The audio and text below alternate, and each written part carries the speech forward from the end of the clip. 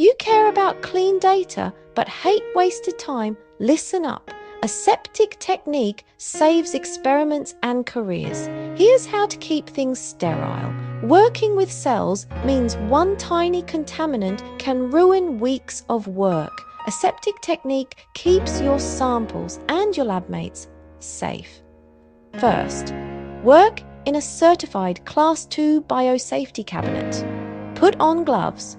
Wipe surfaces and items with 70% ethanol before and after use. Spray or change gloves if they touch non-sterile surfaces. Pipette using sterile tips only. Never pipette by mouth. Use each tip only once. Close reagent bottles, cap culture flasks. Before entering the cell culture room, wear a dedicated lab coat and tie back your hair under cap. Always remember to wash your hands before start. Move deliberately and minimize sudden motions. Avoid talking over open cultures. Aseptic technique isn't optional.